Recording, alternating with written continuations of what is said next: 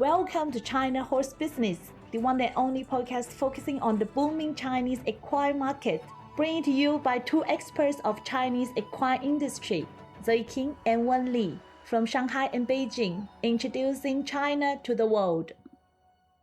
Good morning, Wen. How's it going? Good morning. A few days ago, quarantines were no longer required for international travelers to China. Wow, that's really the first good news this year. Well, now let's tell our listeners what do we have for China news. On January the 11th, Wuhan Business University released its 2023 Sports Training Professional Admissions Guide, and it is understood that this year's sports training major includes 3 enrollment items, including Equestrian. Candidates must meet the technical level qualification requirements of the enrollment items listed on the school's website. The number of students enrolled in this major is 40, and the number of students enrolled in each program is determined based on the source of students and the test scores. Yes, we introduced Wuhan Business University in Season 2, Episode 29, and the famous Chinese jockey Qin Yong graduated from this school. In addition, a month ago, General Administration of Sport of China and the Ministry of Education jointly issued a notice on the 2023 enrollment management measures for sports training, martial arts, and national traditional sports majors in General Institutes of Higher Education. All right, in our China Club session today,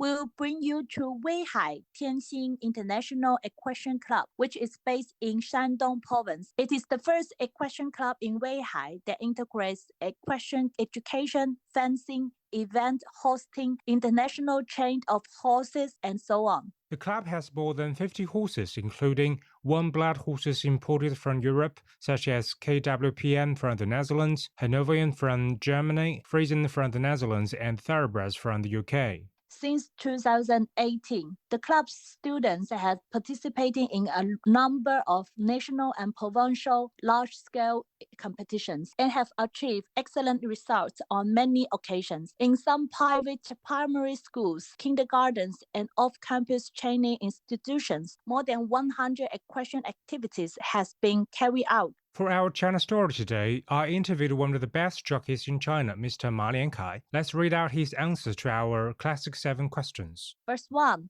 your name and profession. My name is Ma Liankai, a jockey from Fuyang, Anhui Province. How did you get involved in the equine industry? I fell in love with horses by accident. I was naughty at the age of 14 and didn't like going to school, so I went to Beijing with my brother to work in construction. In 1992, I cannot work as coolie. I stayed for a few months and I happened to find a nearby horse farm recruiting workers, so I went to the Beijing Country Racecourse and have a permanent band with the horses. For the next question, why horse is special for you? At that time, I was very kind to horses when I first saw them. It is also possible that my zodiac signs at horses. I love horses a lot and I don't want to get off on them. What's your most memorable horsey moment? I remembered a race day in the summer of 1996. The second race was about to enter the gate. Suddenly, the sky was covered with dark clouds, which was as scary as night. After the gate opened, I had already reached the top 2. Going out to overtake the leading horse, suddenly the horse rolled over twice and knocked me to the ground. In that moment,